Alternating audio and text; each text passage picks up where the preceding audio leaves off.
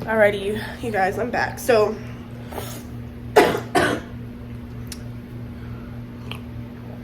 yeah, he calls and he's like, wait for me, blah, blah, blah. I'm like, I ain't finna wait for you. Shit. And I commenced to walking to his house, and I had to work the next day. But I remember calling my mom and I'm like, Mom, can we come and stay over there for a while until I can get on my feet and, figure this thing out? Because that was my first time ever going to jail, and I knew that, this man was going to ruin my life if I let him, So I did make the conscious decision damn, I got makeup on my shirt. Sorry, you guys. But I did make the conscious decision to, get the hell away from him. Especially after all that I had seen during the years of living with him. Just his family was so fucking toxic. The way they talked to each other, the way they talked to his grandmother, who was about the slave of the fucking house. That's why any chance I got, I would try to assist her with, cleaning the house, because she did everyone's laundry, well, except mine, because I didn't allow that.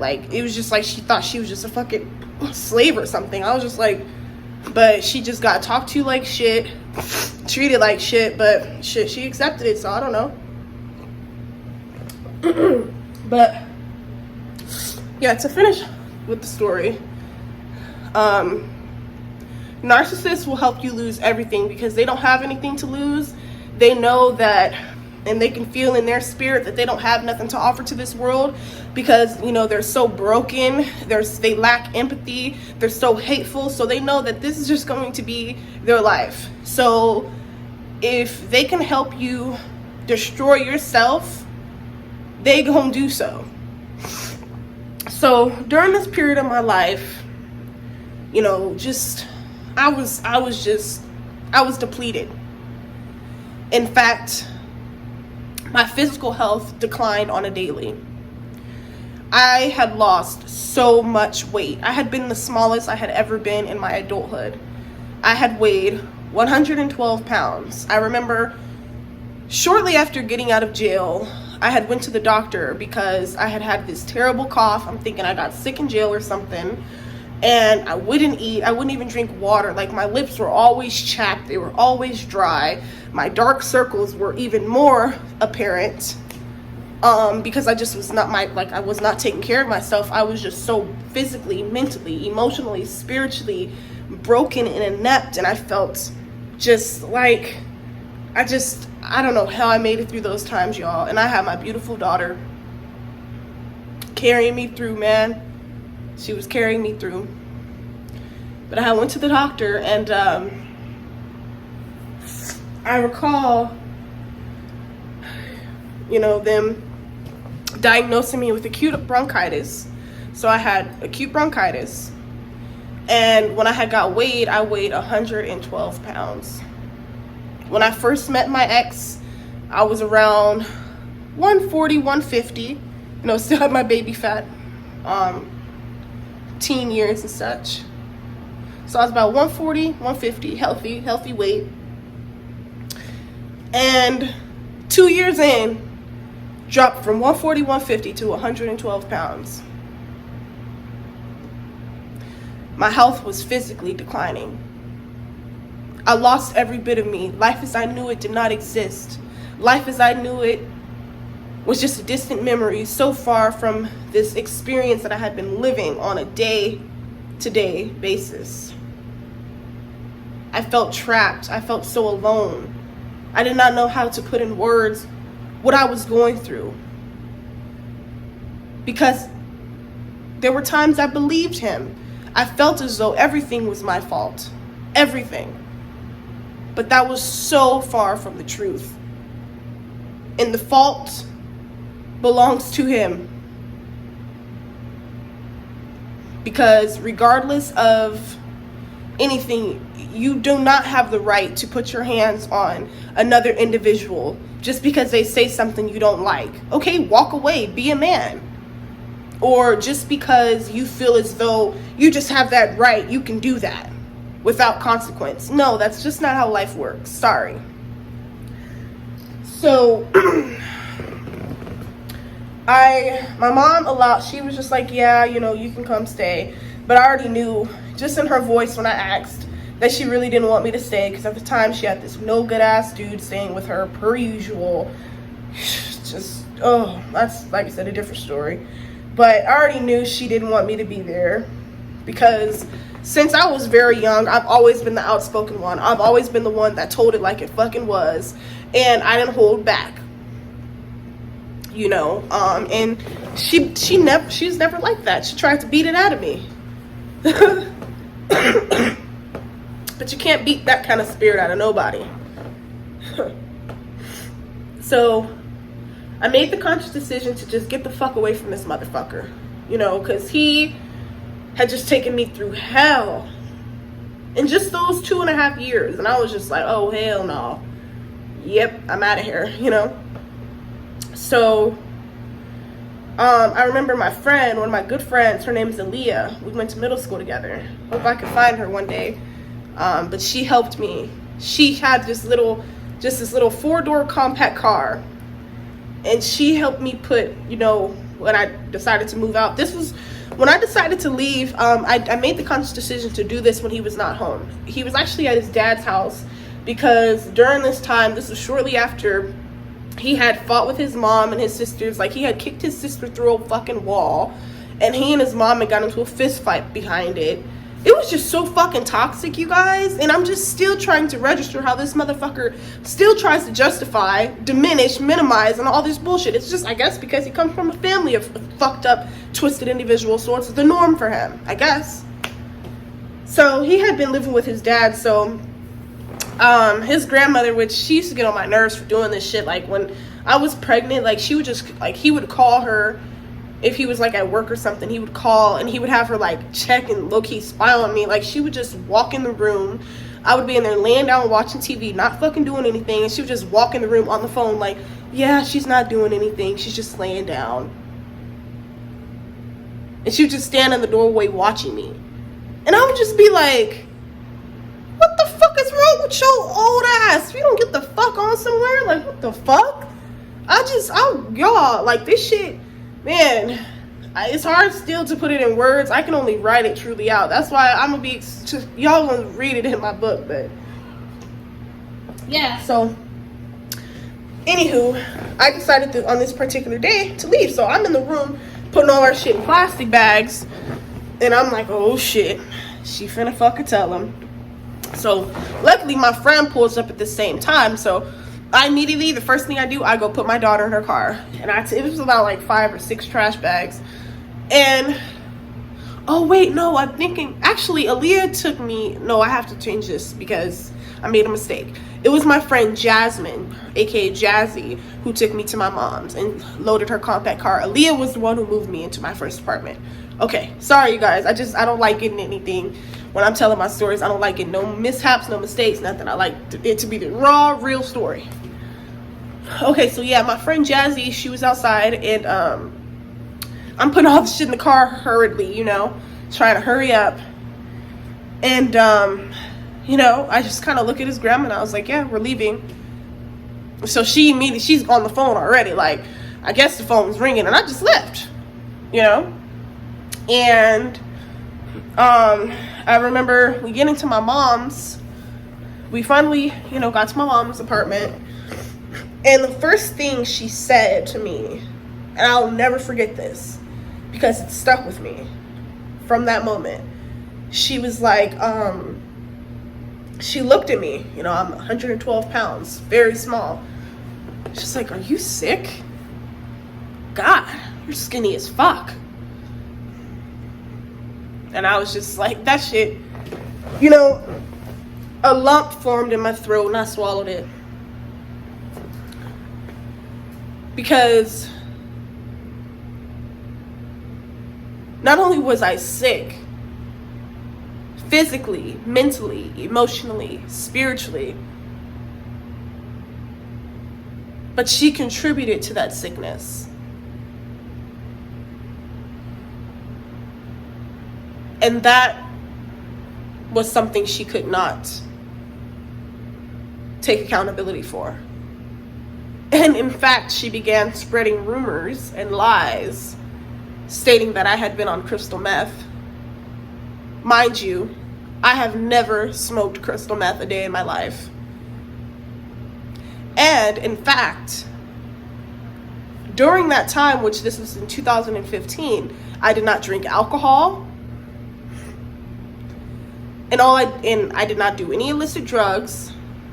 So the pills and all that was not a part of my picture during this time. All I did was smoke weed. And I'm going to try to insert a picture as well to show you guys. Like, I was so skinny. Like, I couldn't believe it. When I was looking at that picture the other day, I was like, yeah, I definitely have to speak on this. And just the best way I know how to, you know. So yeah, I had moved in with my mom, and he had began, of course, calling and harassing me. I ignored him for like 2 weeks, so I was just like over it. But I'm not gonna go into all of that because that'll probably be different story times for, you know, different days. But I definitely just wanted to share my experience dealing with a narcissist. And you know, of course, this wasn't a video about our whole history and the entire 7.5 relationship, but 7.5 year relationship. However, I just kind of wanted to shine a light on what I believe to be the most impactful moments in dealing with these individuals. The fact that, you know, gaslighting is real. You know, I didn't feel like I was being abused, and like when I think of that, it just makes me angry. You know, like I was being horrifically abused, mentally, verbally, emotionally, physically. This man put a fucking gun in my head, hit me in the head with a fucking gun. Oh, I was desensitized then. I felt like, fuck it, this is my life now. But God said otherwise.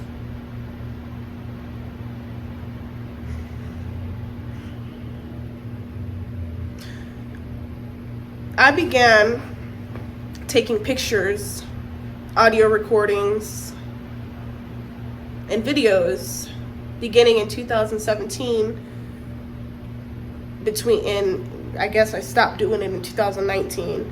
However, because I was still in that state of being gaslit, I was really trapped in that. And so the only way that I can really get myself to believe and know that what I was dealing with was abuse, that it was not normal, it was toxic, it was wrong, was leaning on the fact that I can record this individual, I can take videos, and he would like ignorantly let me, you know. Yeah, there would be times, you know, he would break my phone, but till this day, I have videos of the abuse. I have videos of him choking me out. I have videos of him punching me, I have videos of him walking away with the gun after just knocking my ass upside the head with it. And just audio recordings of him berating, belittling, degrading, and all types of humiliating things in front of my children, our children. It just gets so real, you guys. And, you know, I still have a lot of guilt and shame because it's like I never wanted to subject my kids to that, you know. But although, you know, I'm taking accountability on my behalf for continuing to go back, you know, I'm not going to be so hard on myself because truly I did not know any better. I don't know, I was blinded, you guys. And it really takes, you know, truly educating yourself and really just waking up and becoming aware of what it is that you're going through and dealing with, you know. And to anyone out there who has dealt with these type of individuals, my heart, prayers, and just spirits of uplifting and spirits of, you know, truly escaping these individuals truly go out to you guys, because these people are dangerous. They are con artists. They are master manipulators. You know, for a long time, another reason why I started just recording him was because nobody believed me. It was as if I was just the crazy one, because he would tell people all these lies about me. He would make up just the most horrific and disgusting things about me, you know, but never once telling people, like, you know, she might be a little fucked up or depressed or whatever the case is because, you know, I abused her in many ways, various ways, and just the list goes on. In his eyes, he never abused me. I can show him videos to this day, and I bet you the first thing he's gonna say or lean on is justification. He's gonna justify why he did it. Well, if you would shut the fuck up, and or if you would do just bullshit, you know. And it's really no excuse. It isn't. So the moment you come across an individual like this, or the moment they show you any kind of just trait of possession, trait of being controlling, any of that, jealousy, get the fuck away from those individuals. They are so just unhappy and miserable within themselves that they will bring you the fuck down with them. They will try to kill you along with themselves. Hence these suicide, murder cases that we hear about with these couples. And not that it would be a problem if he was, because I don't judge anybody. I just feel like your business is your business. Whatever you choose, like, and whatever, that's on you. I don't have to answer for that, you know, and that's just not my place to try to put anyone down about it. But over the years, I've come to the conclusion and truly believe that my ex was on the down low, and he still is. And I have many reasons for believing that. One in particular, I'm just going to tell you guys this short story, and then I'm going to end this. And then if you guys would like to hear a story time about like the signs and things like that, I will, you know, compound on it. But so I recall during my pregnancy, this is when I was friends with the transgender guy that I spoke about in my trigger warning video, speaking about depression and all that. And I spoke about him briefly in that video, but around this time, like, I was still close friends with him. Yeah, it was during my pregnancy, and we were talking about him being like the godfather and everything like that. And like, when I told my ex about it, he was like infuriated. He was like, that man's a F word. Like, he called him a, and then he was like, he's fucking gay, and hell no, his gay ass is not gonna fucking be our kid's fucking godfather. And he was just like going in on him, like, and I'm just like, I mean, honestly, nothing, you know, nothing registered then either. And then my friend who was gay and you know, currently undergoing the whole transgender thing, he was like, your baby daddy is gay, girl. Like, when I told him about everything, I was like, no, he's not. So this one particular night, I remember, I could not sleep this night. I was tossing and turning, and I finally got up because I hear him go out of his, because the way his room was set up, like, he had the biggest, like, his mom gave him the biggest room in the house. Like, she gave him the master room. Well, no, she had the master bedroom, but then he had the second one. It was like a big room, and then there was a door out to the garage, and then a door out to like where you get to the driveway. Or I mean, not the garage, what is that shit called? The side yard, and then a gate to get out to the driveway. All right.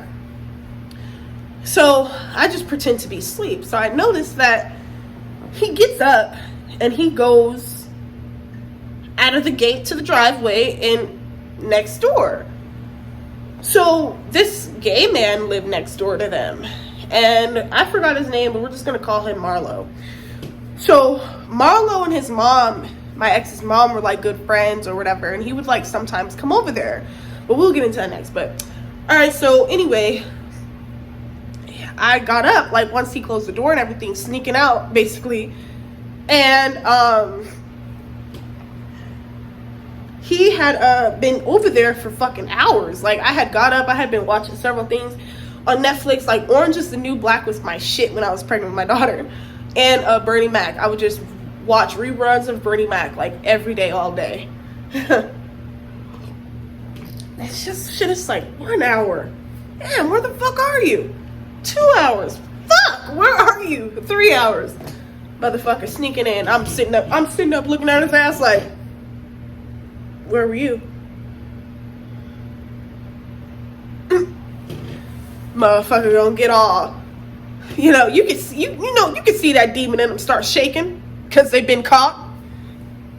So lo and behold, that was never to be discussed again. right? So Marlo comes over one day, and my ex is in the kitchen when he comes in. The energy was so fucking strong, I could feel it in my goddamn bones. Marlo had this smirk on his face, and my baby daddy, like, he just kept his head down the entire time. Like, his head just stayed down. Like, then he was moving all frantically and stuff, and I was just like, I see it, Satan, I see it.